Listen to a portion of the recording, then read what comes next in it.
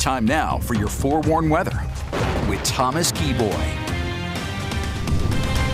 Good morning, Utah, and happy Friday. We made it to the end of the work week. The time is currently 7:47 and want to start off with this incredible view from Castle Country in Price, where we have a beautiful sunrise currently underway. You got just enough cloud coverage to create a really pretty picture as we look off to the east this morning. That's a really pretty view.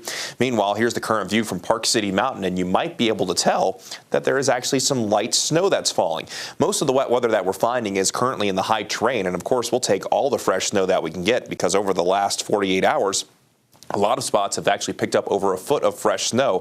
Fresh powder to enjoy today with a little bit more on the way as we go through today. Temperatures as you head out the door are mainly in the 20s and 30s, and in places like Logan, that temperature's in the upper 30s, which means as that wet weather is currently falling from the sky, most of what we're seeing is rain. However, there will be a chance that we could see a wintry mix or even briefly snow.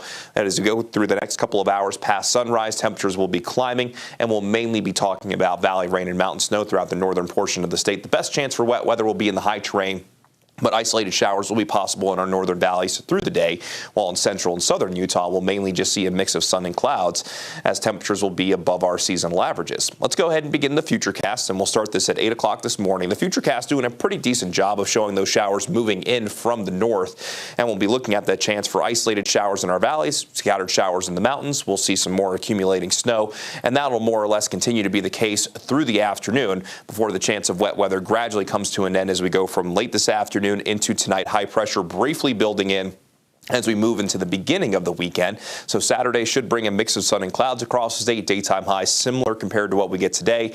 The calm conditions won't be lasting, though, because as we go from Saturday afternoon into Saturday night, the high pressure moves away and energy and moisture will start to move in from the southwest, eventually resulting in a good chance for scattered showers across the northern half of the state, especially as we move into our Sunday, with more active weather likely coming our way by early next week. We'll talk more about that in just a moment. In the mountains in northern Utah, we are expecting more accumulating snow, with the healthiest accumulations likely being for the Wasatch Mountains north of I-80, where we still have a winter weather advisory in place through 5 o'clock this afternoon, as we still could pick up an additional 6 to 12 inches.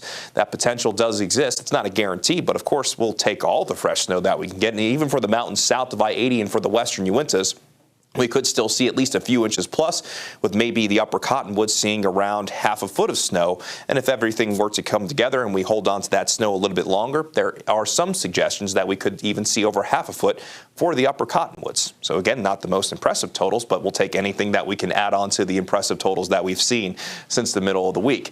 Along the Wasatch Front, isolated rain and snow showers possible over the next few hours, with temperatures mainly ranging in the mid to upper 30s. If we do see anything in our valleys, not likely going to be anything significant. Roadways will mainly be running wet, but if you travel up to the benches, it could get a little bit slushy, especially as you make your way into the canyons.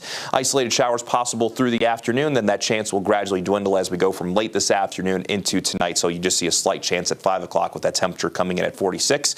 And between noon and 5 o'clock, I think most of us along the Wasatch Front will reach the mid to upper 40s with a daytime high of 48 in Salt Lake. That temperature stays relatively consistent in Logan through the day, mainly in the mid to upper 30s, while St. George could see a daytime high in the low 60s. And with mostly sunny skies, that's going to be a beautiful day across the southwest desert. For those of you that don't find wet weather or in between showers across northern Utah, expect partly to mostly cloudy skies. And as you make your way into central and southern Utah, we'll see a little bit more sunshine with more 40s and 50s on the map, as Kanab and Lake Powell will both see daytime highs in the mid 50s, while it's mainly middle 40s for places like Monticello and Blanding throughout southeastern Utah and San Juan County. In St. George, daytime highs low 60s the next couple of days. Then as we go from Sunday into President's Day, we could see middle 60s. However, from President's Day into early next week, the chance of wet weather does look like it will begin to increase, especially across southern Utah, with a chance for isolated showers even in St. George. Along the Wasatch Front, isolated showers possible through today, mainly valley rain and mountain snow. Turning chilly tonight, then calm and quiet for our Saturday.